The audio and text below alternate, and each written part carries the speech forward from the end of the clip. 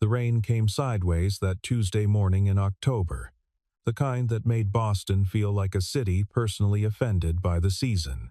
Daniel Brooks stood on the corner of Tremont and Boylston, one hand raised for a cab that wasn't coming, the other pressing his phone against his ear as the Uber app refreshed for the fourth time. His canvas jacket, the good one, the only one that passed for professional, was already soaked through at the shoulders. His dress shoes, bought 3 years ago for his sister's wedding, made a sound like a wet sponge every time he shifted his weight. The app updated. Trip canceled. Great, he said to no one. He had 40 minutes before the interview.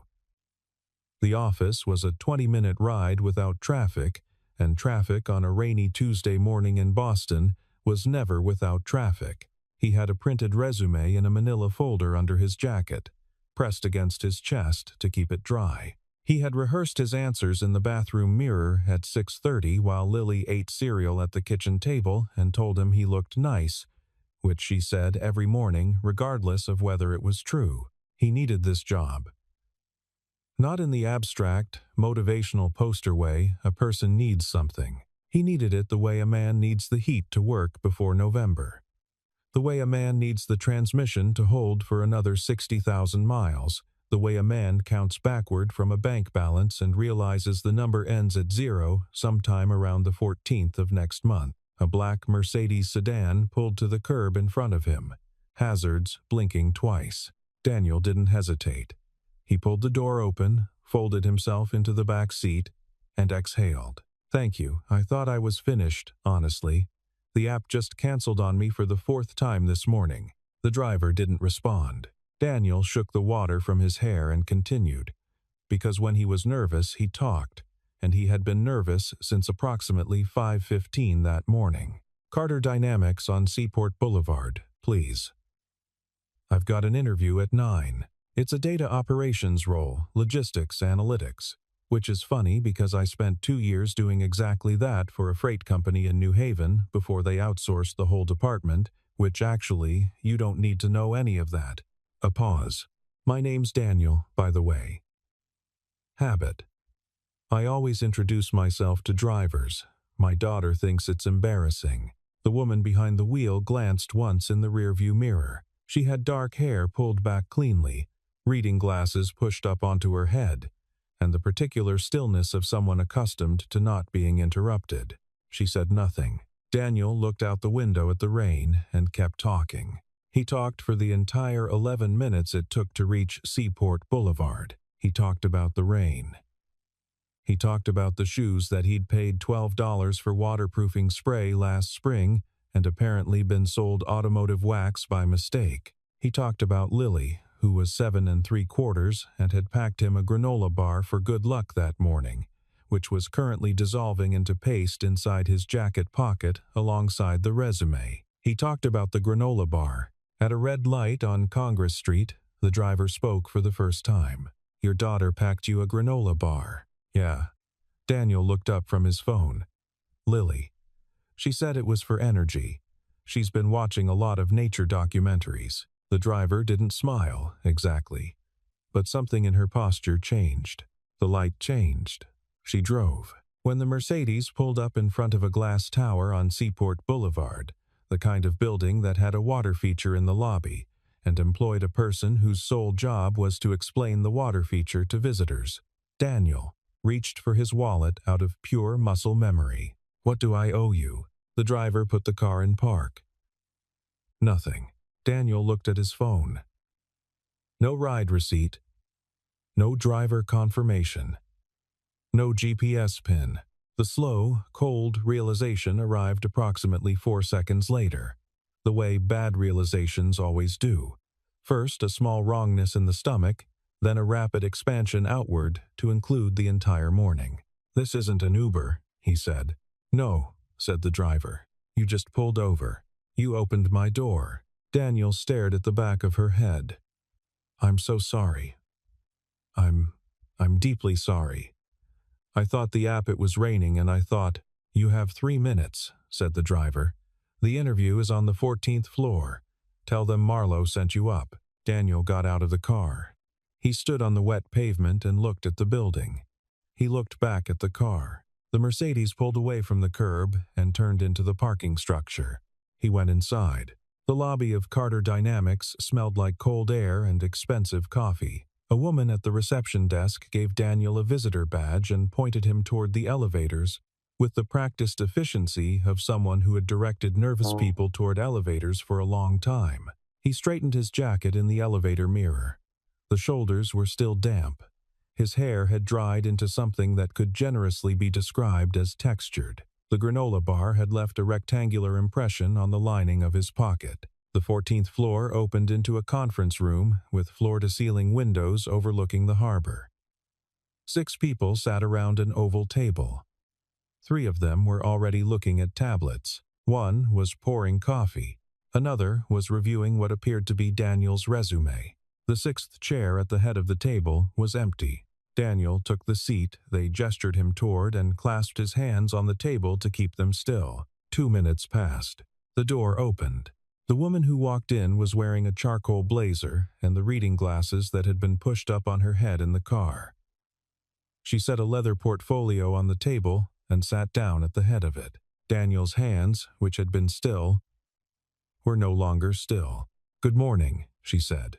"I'm Olivia Carter." The 6 other people in the room looked at Daniel with the careful neutrality of people watching a traffic accident from a safe distance. Olivia Carter opened her portfolio. She clicked her pen once. She looked at Daniel with an expression that was impossible to read. Not warm, not cold, not amused, not annoyed. Simply waiting. "Mr. Brooks," she said. "It seems we've already met this morning." The silence in the room was total. Daniel's mind offered him several options. He could pretend the car ride hadn't happened. He could apologize profusely and at length. He could ask if there was a window that opened. Instead, he said, "For what it's worth, I genuinely thought you were a driver." The hazards were on. It seemed like a reasonable assumption in the rain. One of the managers, a man with wire-framed glasses and the build of someone who rode competitively in college, pressed his lips together very hard. Olivia wrote something in her portfolio. "You mentioned you worked in logistics analytics at a freight company in New Haven." "Yes, Railbridge Freight. 2 years until the department was restructured." "What did you work on specifically?" Daniel exhaled. This he knew. This he had practiced. He talked about predictive inventory modeling. He talked about a routing inefficiency he had found in the company's southeastern corridor that had been saving them roughly $80,000 a year in dead mileage before anyone above him noticed it existed. He talked about the gap between what logistics software promised and what logistics software actually delivered, and why the gap was usually a human problem dressed up as a technical one. Olivia did not write anything while he spoke. She watched him. When he finished, she said, "We have a problem in our warehouse network. Inventory accuracy has been degrading for 8 months, and we can't isolate the cause. Our analytics team has been working on it for 6 weeks. What does the error pattern look like?" Daniel asked. She turned her portfolio around and slid it across the table. He looked at the numbers for a long moment. The other people in the room looked at him looking at the numbers. "It's not a software problem," Daniel said. "The error rate spikes on Tuesdays and Thursdays. That's a process problem. Probably a handoff between shifts, something that happens at a consistent time when accountability transfers from one team to another." Olivia Carter looked at him for 3 seconds. Then she looked at the man with wire-framed glasses. The man wrote something on his tablet. "We'll be in touch by end of day," Olivia said. They were in touch by 2 o'clock. The offer letter from Carter Dynamics was for a position called Senior Data Operations Analyst, which was a real title with a real salary that was 40% higher than anything Daniel had earned at Railbridge. He read it standing at his kitchen counter, while Lily did homework at the table behind him. "Did you get it?" she asked without looking up. "Yeah," he said. "I got it." She looked up. "I knew the granola bar would work." He started the following Monday. The Carter Dynamics office was the kind of place that had a cold brew tap in the break room and standing desks and a policy of calling everyone by first name regardless of seniority, which was either a sign of progressive workplace culture or an elaborate fiction designed to make the power structure invisible. Daniel hadn't decided yet. His direct manager was a woman named Patricia Holloway, mid-40s. Sharp, relentlessly organized. The kind of person who color-coded her calendar and meant it. She briefed him on the inventory problem with the efficiency of someone who had briefed many people on it and was tired of doing so. 6 weeks, 4 analysts, 3 consultants, Patricia said. We know it's not the software. We think it's process. But we can't nail down where. Show me the Tuesday-Thursday variance data, Daniel said. And the shift transition logs. Patricia looked at him the way people look at someone who has said something obvious that should have been said 6 weeks ago. She showed him the data. He worked through his first Tuesday and into Wednesday morning.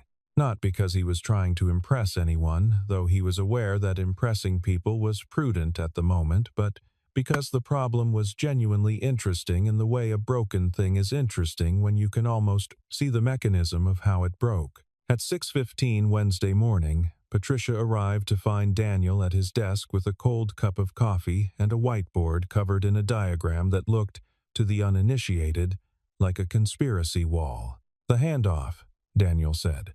The afternoon shift is entering receipt confirmations before the physical count is complete. It's a workaround. Someone started doing it months ago to hit their processing metrics, and the behavior spread. The inventory system is recording a confirmed receipt for items that are still being counted. By the time the actual count posts, the reconciliation algorithm has already moved on. Patricia stared at the whiteboard. How do we fix it? She asked. 2-step confirmation. The system won't accept a receipt until the physical count token closes. It's a 2-hour build. You could roll it out by Thursday. Patricia called 3 people into the room.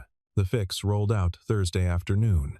Inventory accuracy improved 18% by end of week. Daniel found out about this from Patricia on Friday morning when she appeared at his desk with a coffee and set it down without comment. It was the good coffee from the cold brew tap, not the automatic machine in the corner. He didn't say anything. Neither did she. This, he understood, was the acknowledgement.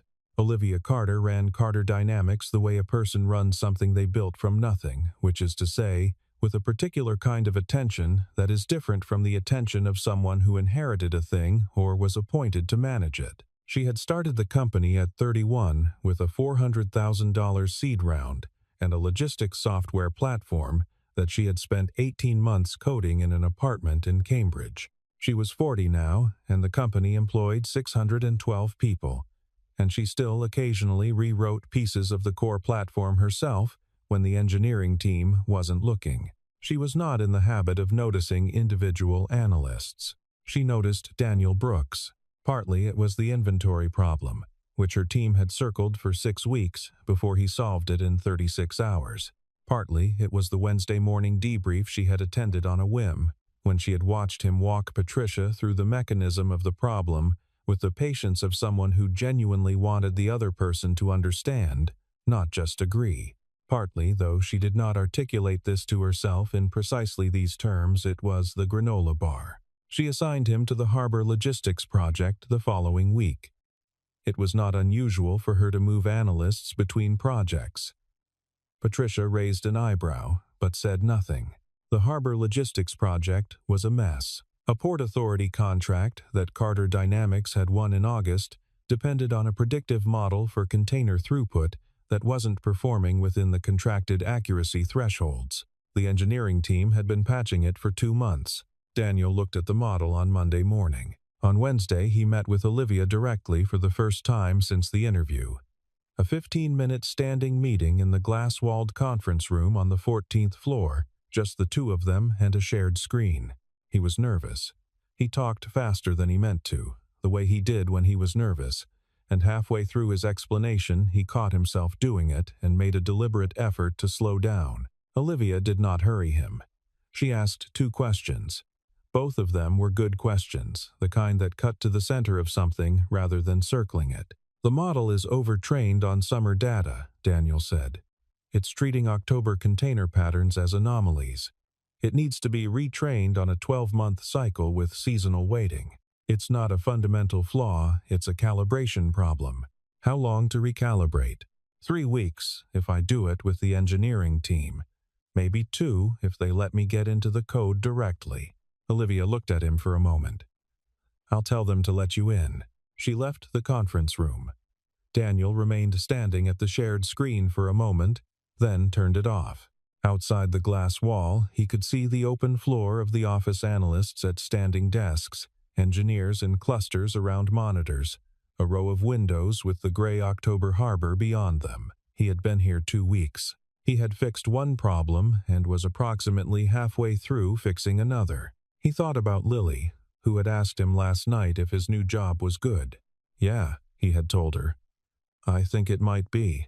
The Carter Dynamics Autumn Gala was held on the last Friday of October, in a venue on the waterfront with floor-to-ceiling windows and a view of the harbor that looked, at night, like a painting of a city rather than a city itself. The company hosted it every year. Clients, board members, press, senior staff. Patricia had told Daniel to attend and implied, without saying so directly, that his attendance was observed. He wore the same suit jacket he'd worn to the interview, dried and pressed this time. He borrowed a tie from his neighbor, a retired high school principal named Howard Finch, who had excellent taste and an extensive collection of neckwear. The gala was the kind of event that had a string quartet and passed hors d'oeuvres and 3 different kinds of sparkling water. Daniel stood near a window with a glass of club soda and watched the room with the mild anthropological interest of someone who had studied a place in theory and was now visiting in person. He recognized Olivia Carter by the quality of the space around her, the slight orbit that forms around people that other people want something from. She was talking to a man in a well-cut suit who laughed at precisely the right intervals, the way people laugh when they want to seem relaxed. Daniel looked out the window. You look like you're calculating an exit route. He turned. A woman about his age, dark-skinned, wearing a green dress and an expression of dry amusement, had appeared beside him. I'm calculating where the food is, Daniel said. I missed dinner. She laughed, a real laugh, not the interval kind. I'm Renata Vaughn. I run the client success team. Daniel Brooks. Data operations. I know who you are. You fixed the inventory problem. Patricia fixed the inventory problem. I found where it was broken. Renata considered this. That's a very precise distinction. I'm a data person. She gestured toward the hors d'oeuvres table. The salmon ones are good. Avoid anything involving a beet. She drifted back into the room. Daniel went to find the salmon. He was standing at the edge of the dance floor, not on it, just adjacent to it, in the careful way of someone who had not yet been invited and was not about to invite himself, when Olivia Carter appeared beside him with the suddenness of someone who had navigated a crowd efficiently. Mr. Brooks. Daniel, he said. Please. She looked at the dance floor. How are you finding the harbor project? I think we'll hit the accuracy threshold by the end of next week. The seasonal retraining is going well. Good. A pause. Patricia tells me you've been coming in before 7 most mornings. Lily's school starts at 8:15. The office is on the way. Olivia looked at him briefly. Your daughter? Yeah. He watched a couple move through a slow waltz in the center of the floor. She thinks my job is fixing computers for a nice lady. I haven't corrected her. That's not entirely inaccurate. He laughed. She almost smiled, a careful, calibrated, almost. The string quartet shifted into something slower. Do you dance? Olivia asked. He considered lying. I dance in the kitchen with my daughter. It's a specific skill set. Meaning? Meaning I know all the moves to the wheels on the bus, and I'm a disaster at everything else. She looked at the dance floor. Then she looked at him with the particular directness that he had noticed in the car on Tremont Street and in the conference room and in the Wednesday meetings, the look of someone who had decided something. Come on, she said. I just told you. I heard you. She moved onto the floor and turned back to wait. He followed her, because she was the CEO and he had been at the company for 3 weeks, but also because something about the way she had turned and waited made refusal feel like the wrong choice in a way that had nothing to do with his employment status. They danced badly at first, him stepping wrong, her adjusting, the two of them finding a rhythm incrementally rather than all at once. The harbor was a smear of lights through the glass. The music was slow and the room was warm. "You're improving," she said. The bar was low, he said. She made a sound that was not quite a laugh and was not quite not a laugh. For 3 minutes and 20 seconds, he would later be unable to explain why he remembered this detail. Olivia Carter was not the CEO of anything. She was just a woman who had learned to dance properly and was patiently teaching the steps to someone who had learned to dance in a kitchen with a 7-year-old. When the song ended, she stepped back. "Thank you," she said, formally. The way she said everything formally. "Thank you," he said. She returned to the orbit of the room. He returned to the window. Renata appeared at his shoulder. "That was interesting," she said. "We danced," Daniel said. "I noticed." "It wasn't." "I know what it wasn't," Renata said. "I'm just telling you people noticed." Daniel looked out at the harbor. "How many people?" "All of them," said Renata. The Monday after the gala, things were different. Not dramatically different. Not in any way that could be pointed to directly. But the quality of the silence when Daniel walked into the 14th floor conference room had a new texture, a slight attention, a subtle repositioning of things. He noticed people noticing him and then quickly not noticing him. The way you notice a thing and then pretend you didn't. Patricia said nothing. Patricia was constitutionally opposed to discussing anything that was not directly related to a deliverable. Renata sent him a brief email that said only, "Head down for a bit. Not because you did anything wrong." He read it twice and didn't reply. Olivia Carter sent him nothing, because Olivia Carter communicated through scheduled meetings and Patricia, and she had not scheduled a meeting. He finished the harbor logistics recalibration on Wednesday. The model hit 91% accuracy against the contracted threshold of 88. He wrote the summary report and sent it to Patricia. Patricia forwarded it up the chain. On Thursday, the Wednesday morning standing meeting with Olivia was not on his calendar. He assumed it had been rescheduled. He checked on Friday. It had been canceled. He told himself this was normal. Projects end, meetings get canceled. He was 3 weeks into a job at a company that had 600 people and a harbor contract, and presumably many other concerns besides a data analyst who had danced badly at the gala. He told himself this convincingly enough that he mostly believed it until the following Wednesday, when the empty slot on his calendar at 9:15 felt less like a rescheduled meeting and more like a door that had been quietly closed. The work itself continued. Patricia moved him to a new project, a pricing model for a mid-Atlantic distribution network that was interesting in its own right. He worked. He did good work. He arrived before 7 and left before Lily's after-school pickup at 4. He told Lily the job was still good. She asked if the nice lady was still nice. He said yes. He wasn't sure this was true. The board meeting was on a Thursday in mid-November, in the same glass-walled conference room on the 14th floor where Daniel had presented his Wednesday findings for 3 weeks. Carter Dynamics had 4 board members besides Olivia. 2 of them were founders of other companies who had invested in the seed round and remained on the board out of genuine interest. One was a venture partner at a firm in San Francisco, who joined by video most of the time. One was a man named Clifford Beaumont, 62, who had been on the board for 6 years and who Olivia thought of, privately, as a person who collected boards the way other men collected golf clubs, as a display of affiliation rather than engagement. Clifford brought up the gala. Not directly. Clifford never did anything directly. He brought it up by asking about internal culture initiatives and whether the company had guidelines around senior staff relationships, and by using the phrase, optics of leadership, twice, which was 2 times more than any phrase should be used in a single paragraph. Olivia let him finish. "I'll take that under advisement," she said.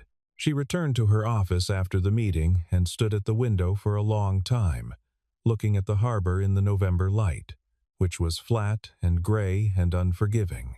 The thing about Clifford Beaumont was that he was wrong about the facts, but not wrong about the implication. Carter Dynamics was her company, which she had built, which meant that every decision she made was also a decision about the company.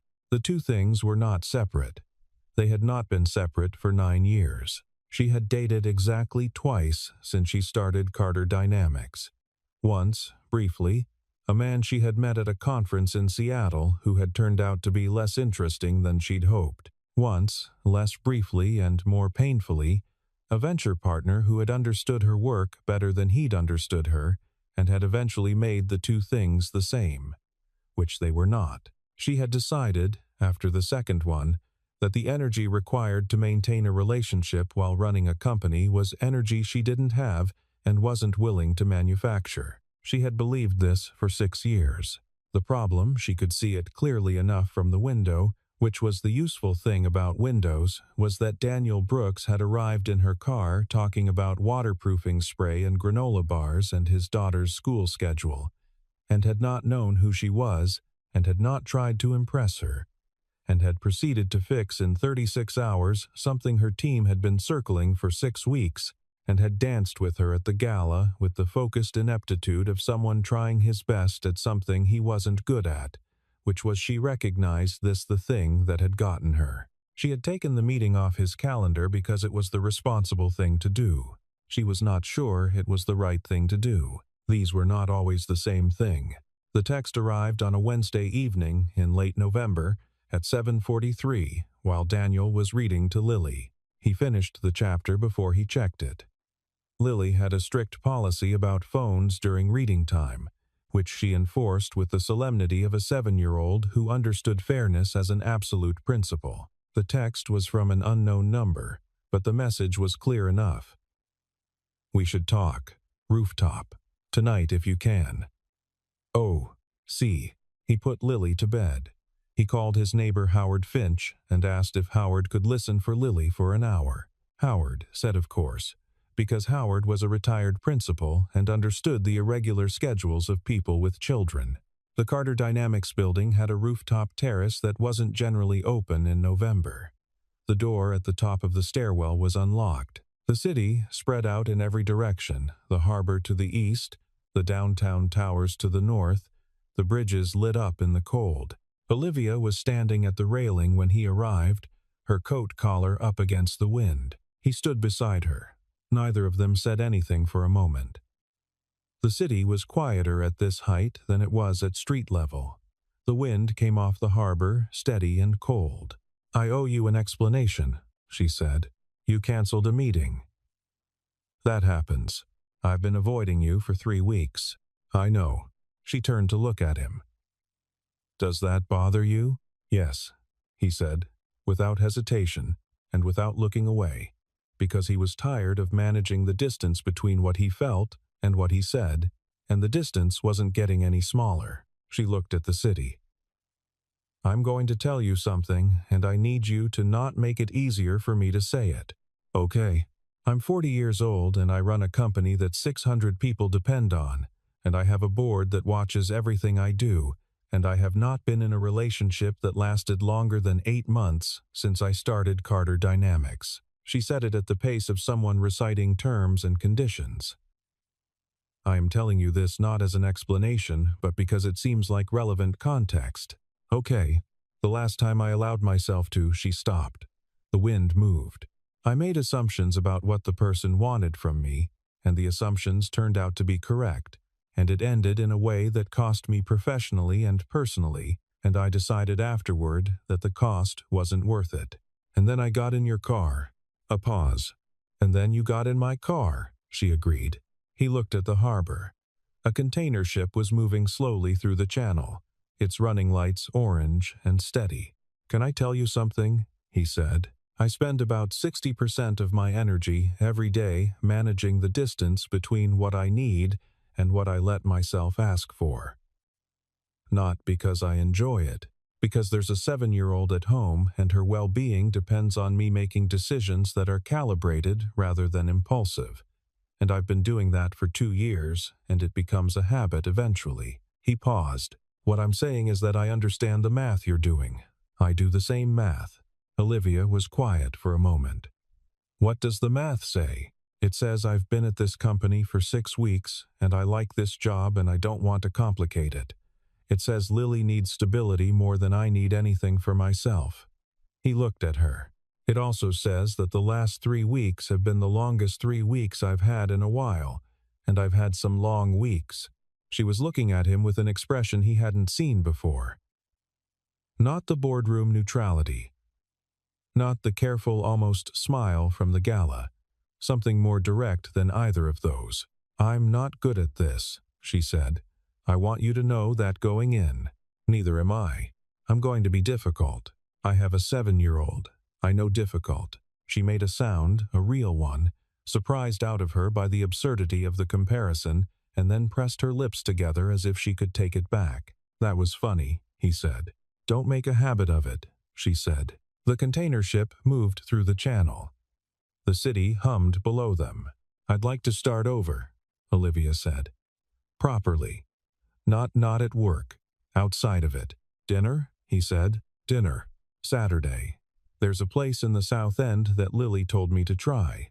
She saw it on a cooking show. Your daughter is curating your social life. She's very opinionated. You'll understand when you meet her. A long pause. The wind came off the harbor. When I meet her, Olivia said. Eventually. If you want. She looked at the city for another moment. Then she straightened her collar and turned toward the door. Saturday, she said. Dinner on Saturday was at a small Italian place in the South End with exposed brick and candles in wine bottles and a menu written on a chalkboard, which was exactly the kind of place that Lily would have selected based on a cooking show because it looked, as Lily had explained to Daniel on Thursday evening, like a place where people talk about important things. Daniel arrived first and sat at a corner table and ordered sparkling water and tried not to look at the door. Olivia arrived 6 minutes late. She was wearing a dark coat and had let her hair down, and she looked so entirely unlike the person who ran board meetings on the 14th floor that Daniel stood up before he quite meant to. Sit down, she said. But she was almost smiling. They talked for 2 hours and 40 minutes. The dinner itself took up maybe 40 minutes of that. The rest was conversation, the kind that moves in unexpected directions and doubles back and finds connections between things that had seemed unrelated. She told him about the company, not the version of it that existed in press releases and investor decks, but the actual texture of it, the 18 months in Cambridge writing code, the seed round that almost didn't close, the first hire, the second hire, the error she'd made in year 3 that cost them a client and taught her something she still applied every quarter. He told her about New Haven, about Lily's mother, who had left when Lily was 11 months old and whom Daniel thought about less than he used to, which was either healthy or avoidant, depending on the week, about the freight company, which had been good work in a limited way, about the particular exhaustion of being the only person responsible for another person, which was not a complaint, he was clear about that, but was a specific kind of weight that was different from other kinds. Do you resent it? Olivia asked. Being alone with it? He thought about the question the way he thought about data questions directly, without trying to arrive at an answer before the analysis was complete. Sometimes, he said. In the abstract. Not Lily specifically. Just the... He searched for the word. The absence of someone to hand it to for an hour. Even just an hour. The weight doesn't go away, but the shared carrying of it matters. Olivia said nothing for a moment. She turned her wine glass slowly on the tablecloth. I understand that, she said. In a different context, but I understand it. He believed her. They went for a walk after dinner, around the public garden in the cold, and the conversation went quiet in a comfortable way that is rarer than the talking kind. The trees were bare. The pond was frozen at the edges. He walked her to her car, a different car than the Mercedes. A black SUV that he did not get into. Saturday was good, she said. Saturday was very good, he said. She got in the car. She drove away. He walked back to the T-stop and stood on the platform and thought about the container ship moving through the harbor and the way she'd said when I meet her, and the way he had decided on the rooftop that the math, this time, was different. He told Lily in December, in the kitchen, while they made pancakes on a Sunday morning. Not everything. He told her that he'd been spending time with someone from work, someone he liked, that it was new and he wasn't sure how it would go, but that he wanted Lily to know because Lily noticed things, and if she was going to notice anyway, he'd rather she heard it from him. Lily listened to this with the focused attention she gave to things she considered important. She was pouring blueberries into the batter. She did not stop pouring. "Is she nice?" Lily asked. "I think so. Yes. What's her name?" "Olivia." Lily considered this. "Does she have kids? Does she like kids?" "I don't know yet." Lily stirred the batter.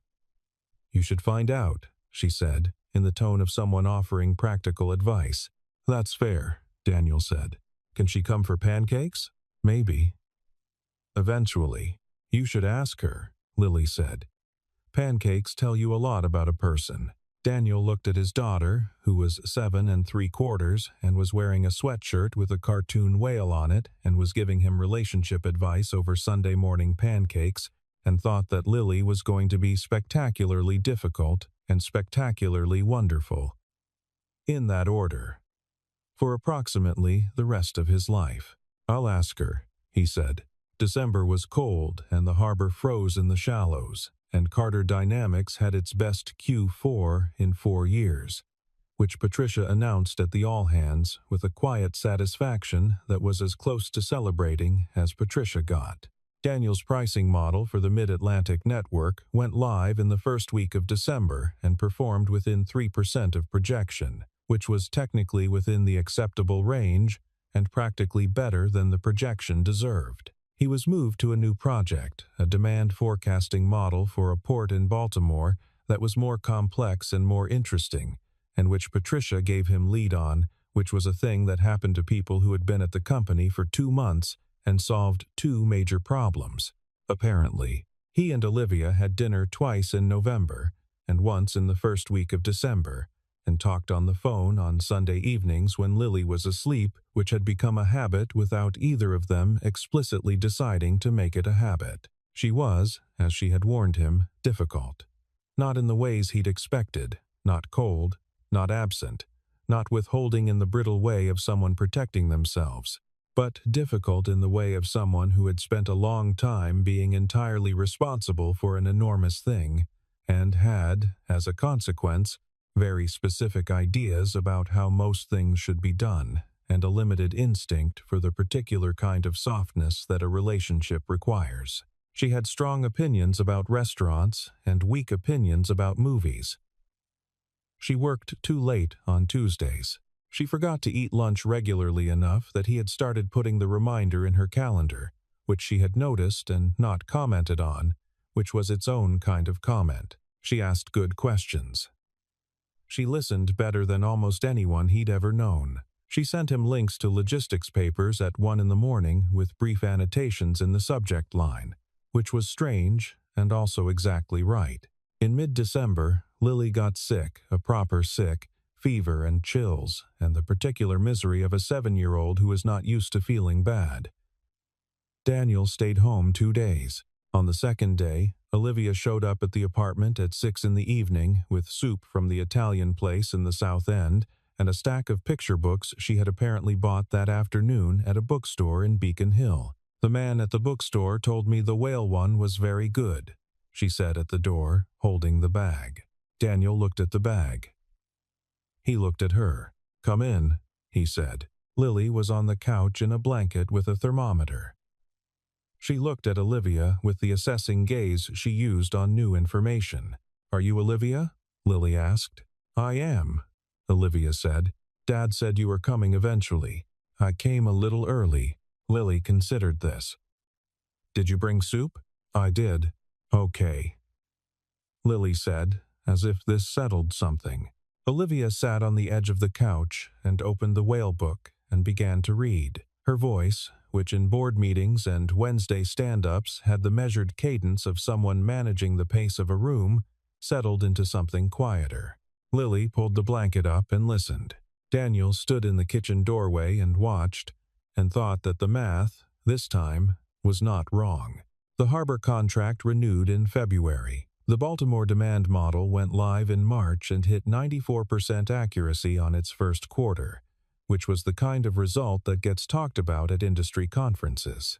Daniel was promoted in March, a title change and a salary adjustment that Patricia delivered by leaving a revised offer letter on his desk without comment, which was exactly how Patricia operated and which he had learned to read correctly. He and Olivia had a conversation in February that was difficult and necessary and lasted 3 hours, mostly about the board and the optics and the specific ways in which their relationship was complicated by the fact that she was his employer's employer, as she put it, which was technically accurate.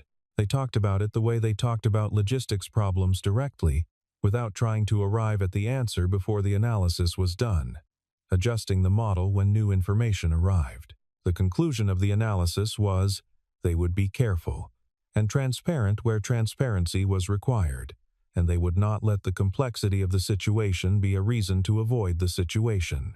Clifford Beaumont raised the subject at the March board meeting. Olivia addressed it directly, without evasion, in terms that established both the fact of the relationship and the irrelevance of Clifford Beaumont's opinion on the subject. Clifford Beaumont did not raise it again.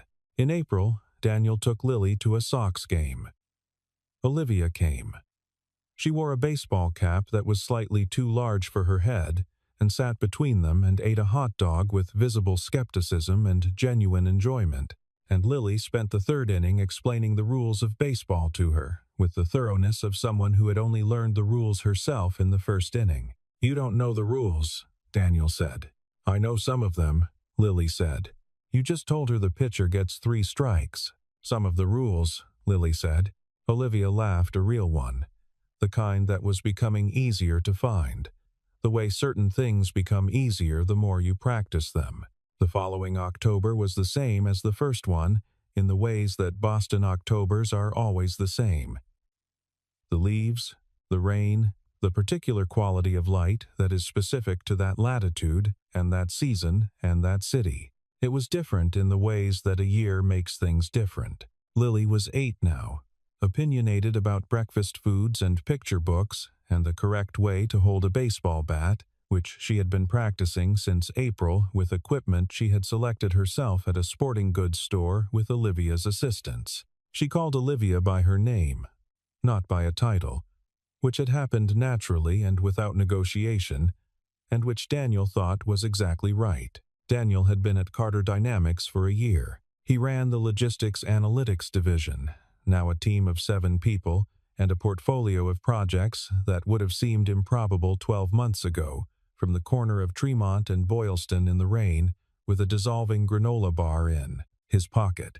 On the first Tuesday of October, a rainy morning, the same sideways rain as the year before, Daniel picked Lily up from school and took her to the Carter Dynamics building after hours, when the office was quiet. He had arranged this with Patricia, who had said nothing except, "Don't make a mess." The 14th floor was empty. The harbor was orange and gray through the windows. Lily walked in slowly, looking at everything with the comprehensive attention she gave to new environments. "This is where you work?" she said. "This is where I work. It's big." "It is." She walked to the window and looked at the harbor. "Is this where you met Olivia?" "In a way," he said. Lily nodded, as if this confirmed a theory. Olivia was on the rooftop when they went up.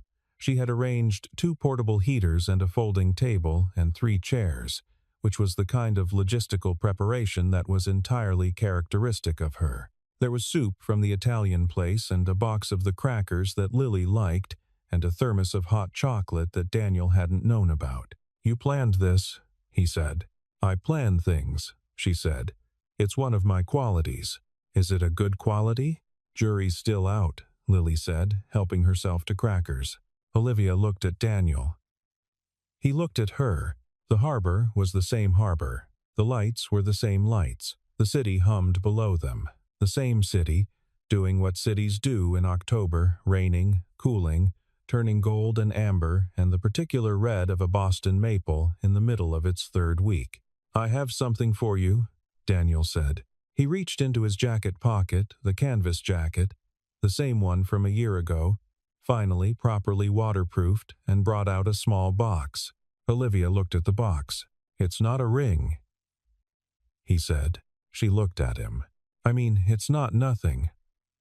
But it's not a ring." He opened the box. Inside was a pair of earrings, small silver ones, shaped like the ginkgo leaves that fell every October on the corner of Tremont and Boylston. "I had them made. Because that corner that's where this started. And I didn't want to just..." He stopped. "I'm not doing this correctly." "You're doing fine," Olivia said. Her voice was careful in the way it got careful when something mattered. "I wanted to give you something that was about the beginning. Not about what this could be, just about what it was." He looked at the earrings in the box. "A man in a wet jacket got in your car by mistake and talked at you for 11 minutes about a granola bar. And instead of being annoyed, you paid attention. And everything after that was because you paid attention." Lily had stopped eating crackers. Olivia reached out and took the box. She looked at the earrings for a moment. Then she looked at him with the expression he'd first seen on the rooftop in November, the direct one. The one that wasn't managed or calibrated or careful. "I'm going to be difficult," she said. It was the same thing she'd said on the rooftop. But this time it wasn't a warning. "I know," he said. "The board is going to be annoying. They have been. Work is going to be complicated. It already is. And I don't know how to do any of this particularly well." He looked at her. "Neither do I. But we're pretty good at problems." She put the earrings in. Lily climbed into Daniel's lap and reached out and held one of Olivia's hands, which she did sometimes now without asking the easy unself-consciousness of a child who had decided a person was safe. The harbor moved below them. The city moved around them. The leaves on the trees of the south end were orange and red and gold, the same colors they'd been a year ago. The colors they'd be a year from now, the city doing what it did, turning and returning, season into season. The way things that are built to last continue. "Hot chocolate's getting cold," Lily said. "She's right," Olivia said. They poured the hot chocolate. The rain had stopped. The lights of the harbor came on, one by one, the way they always did when the evening arrived, without announcement, without ceremony, just the ordinary accumulation of small illuminations that together made something you could see from far away.